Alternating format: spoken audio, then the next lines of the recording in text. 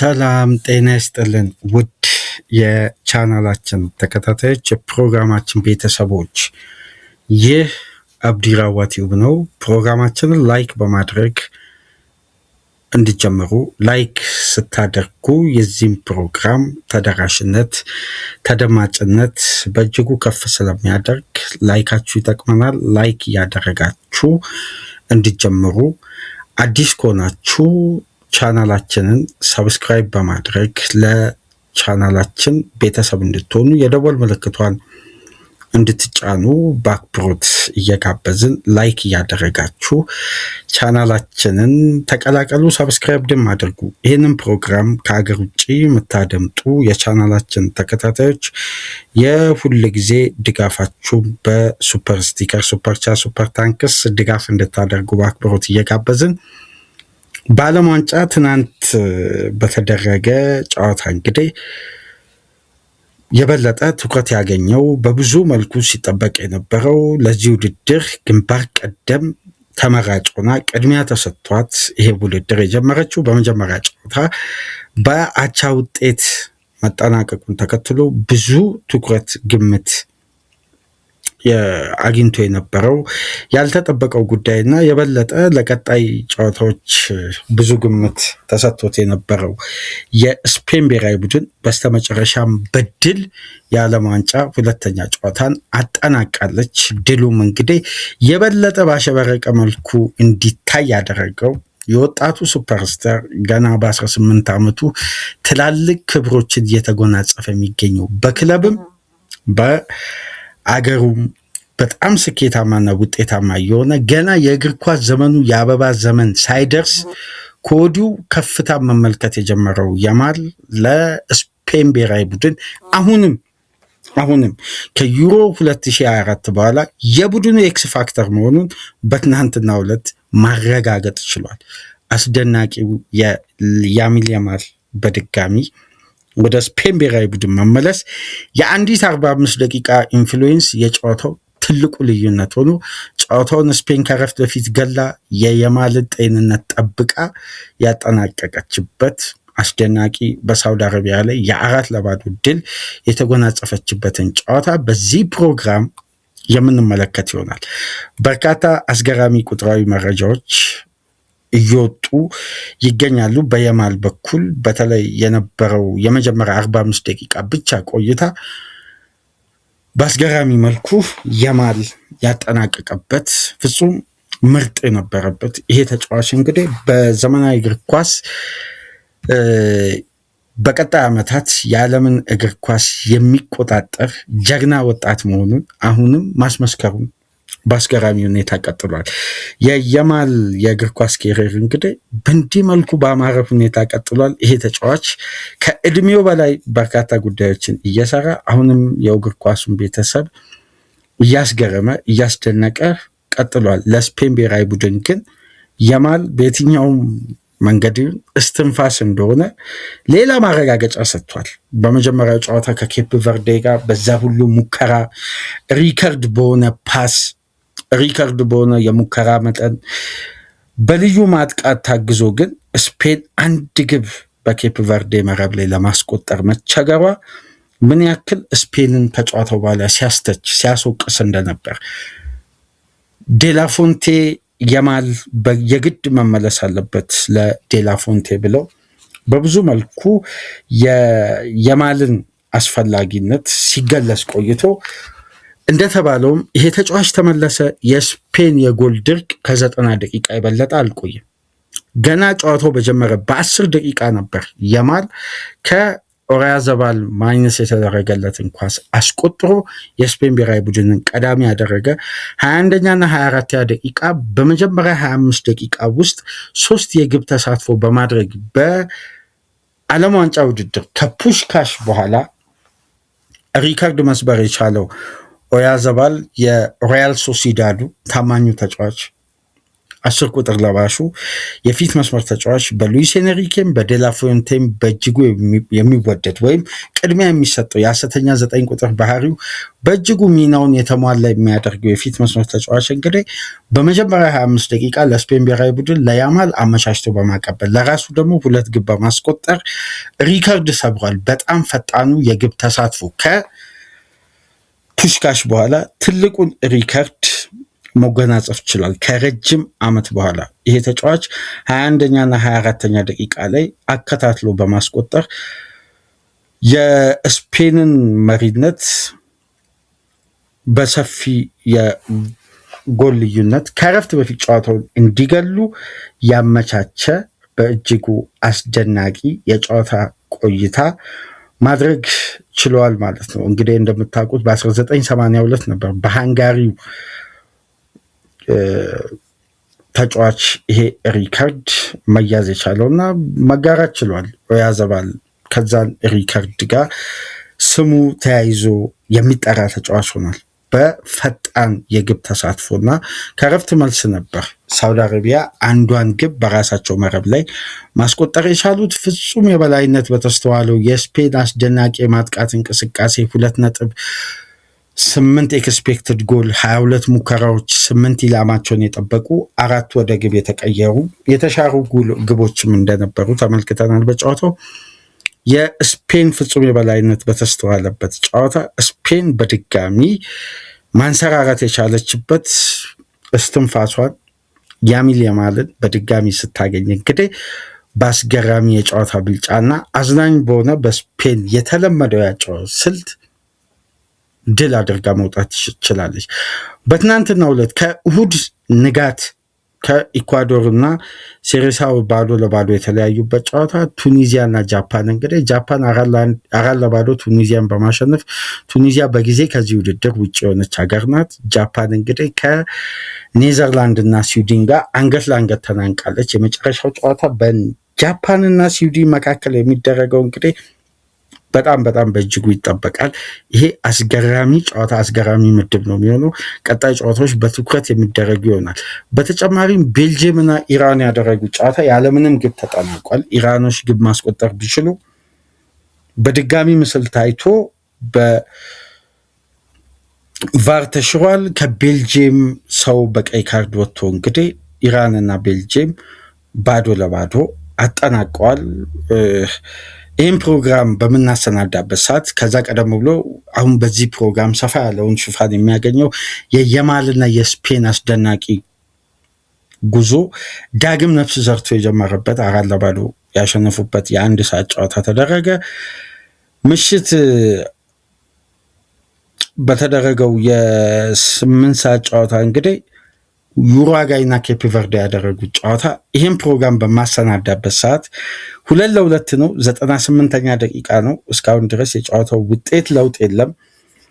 2-2 ጨዋታው የሚገኘው ኬፕ ቨርዴ ቀዳሚ ሆነች በኬቪን ፒና አማካኝነት። ከዛም በኋላ አሮሆና ካኖቢ ባስቆጠሩት ግብ ኡሩጓይ አከታትላ 2-1 መምራት ስትችል ከረፍት በኋላ ሄሎ ቫሬላ ባስቆጠረው 61ኛ ደቂቃ ግብ በቀጥታ ኬፕ ቨርዴ በድጋሚ የጨዋታው ውጤት ባላንስ ማድረግ ቻለች። አሁን ጨዋታው 90 ሲደመር 9 ደቂቃ ላይ ነው የሚገኘው። ጨዋታው እንግዲህ በእንዲህ መልኩ ቀጥሎ አሁን በዚህን ሰዓት በቃ የጨዋታው ውጤት ተጠናቋል። 2-2 ኬፕ ቨርዴ እና ዩሩጓይም ጨዋታውን አጠናቋል። ይህም ፕሮግራም ከማሰናዳታችን እያሰናዳን እያለ ነው እንግዲህ ጨዋታው 2-2 የተጠናቀቀው። አሁን በቀጣይ እንግዲህ እስከ ንጋት ድረስ የሚቆየው ፊክስቸር የኒውዚላንድ እና ግብፅ የእሁድ ሌሊት ፕሮግራም ይሆናል ማለት ነው። ለሰኞ ንጋት የመጨረሻ ጨዋታ የሚደረገው እሱ ነው። ከዛም በኋላ በዛሬው ዕለት ምሽት ከ1 ሰዓት ጀምሮ አርጀንቲና ከኦስትሪያ። በነገራችን ላይ ይህን ጨዋታ ተመልከቱ፣ ከባድ ጨዋታ ነው።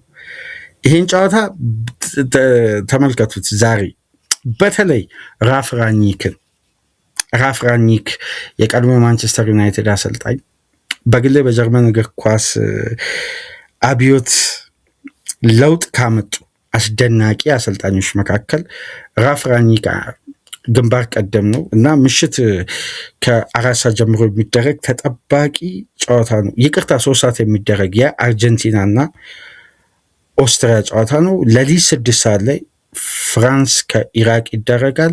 9 ሰዓት ላይ ኖርዌይ ከሴኔጋል የሚደረገው ጨዋታ ይጠበቃል ማለት ነው። ዛሬ የዓለም ዋንጫ እንግዲህ አሁን ፉክክሩ እየተጋጋለ ይዘቱን እየቀየረ ጥንካሬውን ከፍ እያደረገ እንግዲህ በጠንካራ የተፎካካሪነት አቅም የዓለም ዋንጫ በአስገራሚ ሁኔታ ቀጥሏል። አሁን ሁለተኛ ዙሮች በነገራችን ላይ በአብዛኛው የአንዱን ክለብ የአንዱን ብሔራዊ ቡድን መትረፍ መዝለቅን በግልጽ የምንለይበት ነው። እስቲ ወደ ስፔን ድል እንመለስ እና በዛሬው ዕለት ለህትመት የበቁ የስፔን የእንግሊዝ ጋዜጦችም ሳይቀር ትኩረታቸው የማል ሆኗል።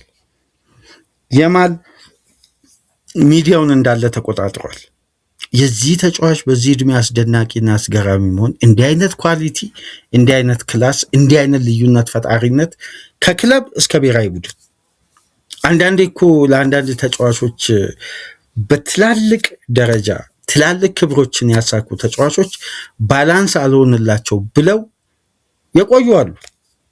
እንደነዚህ አይነት ስኬቶችን በተመጣጣኝ ሁኔታ ለማስኬድ በክለብም በብሔራዊ ቡድን ደረጃ ያማል በእርግጥ የሻምፒዮንስ ሊግ እግር ኳስ ይቀረዋል። በክለብ ደግሞ የዓለም ዋንጫ ኃላፊነት፣ በብሔራዊ ቡድን የዓለም ዋንጫ ኃላፊነት አለው። በክለብ ደግሞ ሻምፒዮንስ ሊግ ይጠበቅበታል። ግን እድሜውን ስትመለከቱ እነዚህ ዋንጫዎችን የማሳካት እድሉ በተለይ አሁን የስፔን ብሔራዊ ቡድን ጄኔሬሽንን ለተመለከተ አያሳካም ተብሎ ለመናገር ይከብዳል። ምክንያቱም እነ ጋቪ እነ ፔድሪ ካሁን በኋላ ስንትና ስንት ዓመት ያገለግላሉ። ከኋላ መስመር እየመጣ ያለው ትውልድ፣ ከፊት መስመር እየጎለበተ ያለው ትውልድ የያማል ጄኔሬሽን በነገራችን ላይ ቀጣይነት ያለው ጄኔሬሽን እንደሆነ ነው በብዙ መልኩ የምንመለከተውና ሁሉም ሚዲያ ትኩረቱ ዛሬ ላይ ያማል ሆኗል። ያማል የስፔን ብሔራዊ ቡድን የጀርባ አጥንት የዴላ ፉንቴ 45 ደቂቃ ነው የተጫወተው። አድማጮች በ45 ደቂቃ የሰራውን አስገራሚ ታምሮችን እናነሳለን እና የመጀመሪያው የምንመለከተው በስክሪናችን ላይ የምትመለከቱት ጋዜጣ የዋናው ከተማ ነው የማድሪድ ዳሪዮ አስን ተመልከቱ። ኦያዘባልንና ያማልን ነው በፊት ገልጽ ያደረገው። ያው የዋና ከተማ ጋዜጣ ስለሆነ ያማልን አለመለጠፍ አይችልም። ለምን? ይሄ ተጫዋች ነው ትልቁ የጨዋታው ቢግ ሞመንት። በቃ የስፔንን በዓለም ዋንጫ የመክፈቻዋን ግብ ማስቆጠር ይሻል። የስፔንን ትልቁን ኃላፊነት ተወጣ። ትልቁን የተሰጠው ሚና ግዳጁን ተወጥቷል። በር ከፈተ በአስደናቂ እንቅስቃሴ። ተመልከቱ። ሞንዶ ዲፖርቲቮ አሁንም በፊት ገጹ ላይ የያዘው የያማልንና ኦያዘባልን በማድረግ ነው። ያማልና ሁለቱ ተጫዋቾችን በማድረግ ነው። ማርካም ተመልከቱ። የዋናው ከተማ ጋዜጣ ነው በዛሬው ዕለት ለህትመት የበቃውና በቀጥታ ትኩረታቸው እንደውም የማድሪድ የበለጠ ቅርበት ያለው ጋዜጣ ስለሆነ የሮድሪንና የኩኩሬያን እንዲሁም የኦያዘባልን ፎቶ ጎላ አድርጎ ያማልን እንደውም ደበቅ አድርጎ ነው ያስቀምጠው። የማርካም ፎቶ ተመልከቱ። የሚያስገርም ነው። እነዚህ የማድሪድ ጋዜጦች እንግዲህ የተለመደ ነው እንደዚህ አይነት ፎቶዎችን መጠቀም። ምክንያቱም የባርሳ ተጫዋችን እንደገና በአገር አቀፍ ደረጃ የፈለገ ሚሽን ሊወጣ ይችላል። በክለብ ደረጃ ያለን ልዩነት ያለን አቋም ይቀጥላል ነው ይመስላል። ይኸው የማርካን ጋዜጣ ተመልከቱ። ግን ሌላኛውን ጋዜጣ ደግሞ ተመልከቱ። ይሄ ሞንዲያል በስፔን የሚታተም ጋዜጣ ነው። ቪቫ ላሚን የሚል በፊት ገጹ ላይ ይሄ የበለጠ ለባርሳ ቅርብ የሆነ ጋዜጣ ነው። ይሄን ጋዜጣ ተመልከቱት። በቀጥታ በፊት ገጹ ላይ ያደረገው ያማልን ብቻ ነው። ከዛም በኋላ እንግዲህ የምናገኘው የእንግሊዙ ቴሌግራፍን ቲኔጀር ሂሮ ይላል። ያማል ሜክስ ሂዝ ማርክ ይላል። በቃ አሁን አሻራውን አስቀምጧል። ያማል ይቀጥላል ነው። የእንግሊዝ ሚዲያ ደግሞ ከእንግሊዝ ሚዲያ ደግሞ የበለጠ ትልቁና ግዙፉ ጋዜጣ ቴሌግራፍ ዕለታዊ ተነባቢ ጋዜጣ ሰፊ ሽፋን ሰጥቷል። በየማል ዙሪያ ይዞ በዛሬው ህትመቱ ላይ በውስጥ ገጹ ሰፊ ለ4 ፔጅ ነው በየማል ዙሪያ የጻፈው ቴሌግራፍ። ከዛሬ ህትመቱ ላይ ትልቁ ትኩረት ያገኘው የማል ነው። ከእንግሊዝ አልፎም እዛው ስኮትላንድ የሚገኝ ደግሞ አንድ የስኮትላንድ ጋዜጣን ደግሞ ላሳያችሁ። የማልን ስፔን ላሚን ቢዝነስ ብሎ በትልቁ የማልን በፊት ገጽ አድርጓል። ከዛም በኋላ ተመልከቱ፣ በመላው ዓለም የሚገኙ ትላልቅ ጋዜጦች ጭምር የፊት ገጽ አድርገውታል። ይሄን ወጣት ስፔናዊ ባለብዙ ተስፋ እንዳንል ይሄ ተጫዋች ከወዲሁ የቡድኑ ኤክስ ፋክተር ሆኗል። የዴላፎንቴ ቀኝ እጅ ሆኗል። አስገራሚ ብቃቱ፣ አነጋጋሪ ክህሎቱ አሁንም እንደቀጠለ ነው። ያለምንም ጥርጥር ይሄ ተጫዋች በዚህ ዘመን ከተፈጠሩ እጅጉን የተሟላና ሱፐር ወርልድ ክላስ ከሆኑ ገና በ18 ዓመቱ ለታምር የተፈጠረ ተጫዋች ነው። የሚያስገርም ታሪክ። ያ የዩሮ አጋጣሚ አብዛኛው የእግር ኳስ ቤተሰብ አይረሳውም። በ2024 የቶርናመንቱ ድምቀትና ውበት ነበር። የማል የቶርናመንቱ ምታተኛ ተጫዋች ነበር። ይሄ ተጫዋች እንግዲህ ስፔን ለፋይናል የምደርስ ከሆነ 19 ዓመቱ ከሞላ በኋላ ሳምንት ሳይሞላው ፋይናሉ ይደረጋል። ስፔን ለፋይናል የምደርስ ከሆነ 19 ዓመት ከሞላው በኋላ ፋይናሉ የሚደረግ ነው የሚሆነው። በቀናት ልዩነት ነው የሚደረገው እና ገና 20 ዓመት አልሞላው። ገና ለ20 ዓመት ተጨማሪ 1 ዓመት ይጠብቃል። ግን ይሄ ተጫዋች በዚህ ዕድሜ የሚሰራቸው ስራዎች በሜዳ ውስጥ ለምሳሌ 1:45 ቆይቶ በ45 ደቂቃ ይሄ ተጫዋች 52 ተች ነው ያደረገው። ከ52ቱ ተች 52ቱን በስኬት ተጠናቀቀ። የነካቸው ኳሶች ሁሉ በስኬት ነው የተጠናቀቁት። ምንም ኳስ አልተበላሸበትም። በሜዳ ውስጥ የነበረው ልዩነት ፈጣሪነት በእጅጉ የሚታይ ነው። የማል እግር ውስጥ ኳስ በገባ ቁጥር ቁም ነገር ወዳላቸው እንቅስቃሴዎች ይቀየራሉ። አሁን ይሄ ተጫዋች በሜዳ ውስጥ ያለው ተግባር፣ በሜዳ ውስጥ ያለው እንቅስቃሴ በደንብ በትኩረት ለተመለከተ የማል እንደ ቴክኒካል ተጫዋች ብቻ አይደለም። በነገራችን ላይ እያንዳንዱ ኳስ ላይ በነገራችን ላይ የተጫዋች ሲሪስ ነው። ይሄ የተገኘውን አጋጣሚ በድግግሞሽ ወይ በጥረት ወይ ብዙ በመልፋት የሚያገኝ አይደለም። ቴክኒካል አቅሙንና በተለይ ኳስ ከያዘ በኋላ ምን ማድረግ እንደሚፈልግ ከተመለከታችሁ ከእድሜው በላይ በሰለ ተጫዋች፣ ከእድሜው በላይ እያንዳንዱ ንክኪዎችን ወደ ክላሲክ ወደሆነ ሙቭመንት መቀየር ይችላል። ትርጉም ያሉ እንቅስቃሴዎችን ሜዳ ውስጥ የሚያበዛ ተጫዋች ነው። በተናጥል የጨዋታ ልዩነት ፈጣሪ ሆኖና ልዩነት የሚፈጥሩ ሙቭመንቶችን ደጋግሞ በየደቂቃዎች የሚያደርግ ተጫዋች ነው እና የየማል አስደናቂ ቴክኒክና ልዩነት ፈጣሪ መሆን ለዴላፎንቴ ትልቅ እፎይታን የፈጠረ እጅጉን አስገራሚ ምሽት ነበር። ስፔንና የማል ማሳለፍ የቻሉ ስለ የትኛውም ተጫዋች ቢወራ በዚህን ሰዓት በየማል ደረጃ ልዩነት ፈጥሯል ለማለት ይቸግራል። ምክንያቱም የየማል መምጣት በስፔን ብሔራዊ ቡድን ባጫወት ጭምር በደንብ ከተመለከታችሁ ከኬፕ ቨርዴ ጋር በነበረው ጨዋታ ወደ ዊንግ የሚወጡ ኳሶች ላይ ወርዶ ኳሶችን ተቀብሎ ወደ ተሻለ ማደራጀት ለመቀጠል ከዊንግ ላይ የሚነሱ እድሎች በጣም ለስፔን ከባድ ነበር። በጨዋታው ከተመለከታችሁ ከኬፕ ቨርዴ ጋር በነበረው ጨዋታ በዊንግ ማጥቃት በኩል የስፔን መዳከም ለፔኔትሬሽን እንቅስቃሴ ሲደጋገሙ ነበር። ልክ የመጨረሻ 19 ደቂቃ ተቀይሮ ከገባ በኋላ አንደኛ ማች ፊትነሱ አስተማማኝ ስላልነበር የበለጠ በተሻለ ፊትነስ መጫወት ስላለበት ተጫዋቹ የበለጠ ተክለሰውነቱን ተጠንቅቆ ሲጫወት ነበር።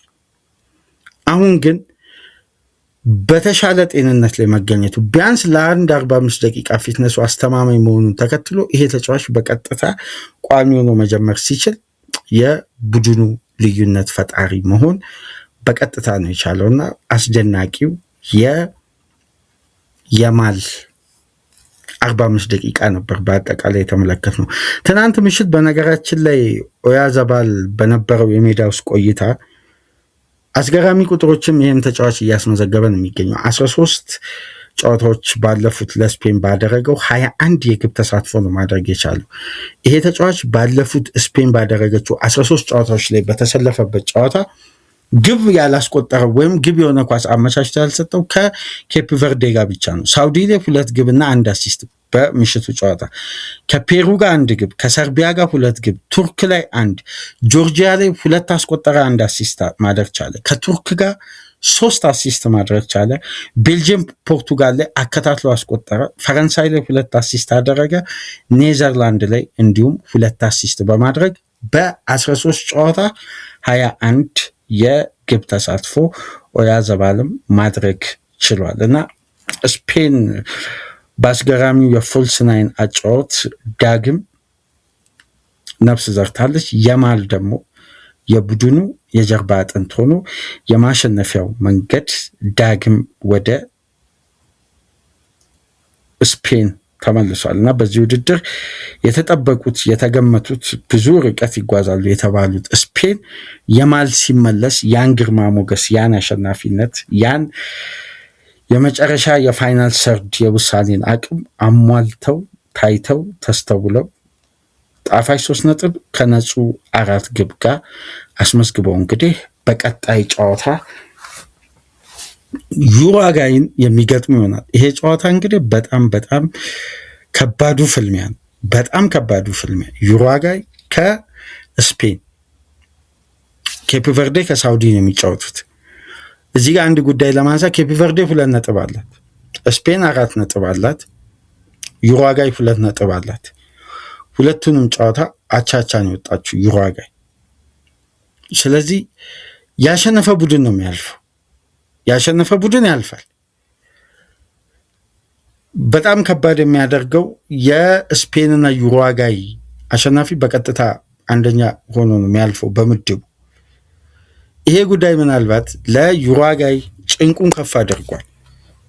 ስፔን አቻ መውጣትም ወደ ቀጣይ ዙር ለማለፍ ያስችላታል። እድሉ አድቫንቴጁ ለስፔን ሰፊ ነው።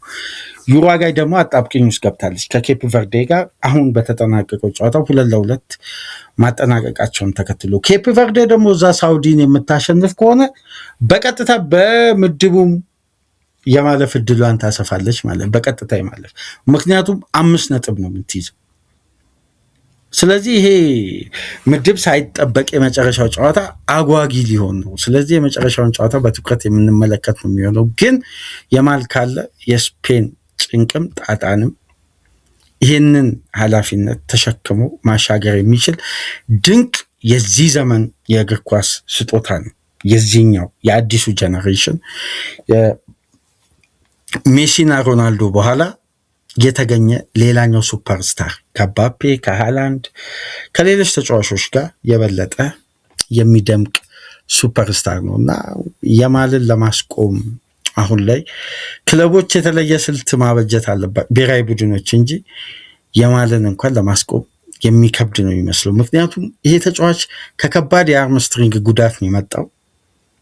እዚህ ጋር የስፔን ብሔራዊ ቡድን ኮቺንግ ስታፎች የምናደንቀው ሪስክ ለመውሰድ የሚያስገድድ ጨዋታ አልነበረም።